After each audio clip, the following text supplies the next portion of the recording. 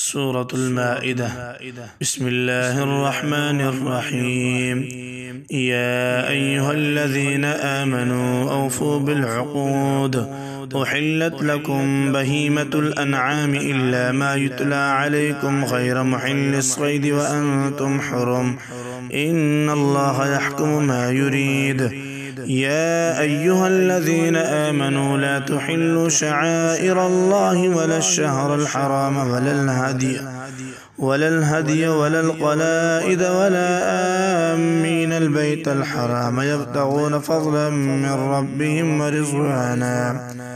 وإذا حللتم فاصطادوا ولا يجرمنكم شنآن قوم أن صدوكم عن المسجد الحرام أن تعتدوا.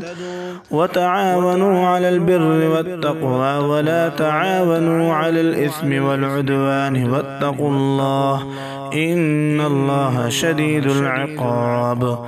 حرمت عليكم الميتة والدم ولحم الخنزير وما أهل لغير الله به والمنخنقة والموقوذة والمتردية والنطيحة وما أكل السبع إلا ما ذكيتم وما ذبح على النصب وأن تستقسموا بالأزلام ذلكم فسق.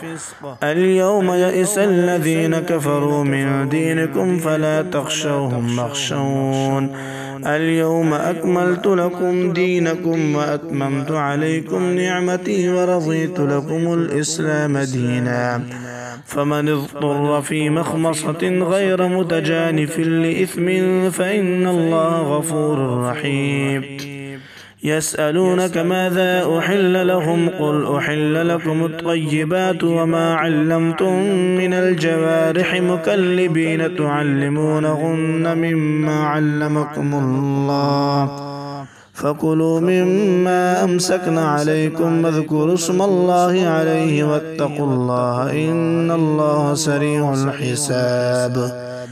اليوم أحل لكم الطيبات وطعام الذين أوتوا الكتاب حل لكم وطعامكم حل لهم والمحصنات من المؤمنات والمحصنات من الذين أوتوا الكتاب من قبلكم إذا آتيتموهن أجورهن محصنين غير مسافحين ولا متخذي أخدان ومن يكفر بالإيمان فقد حبط عمله وهو في الآخرة من الخاسرين.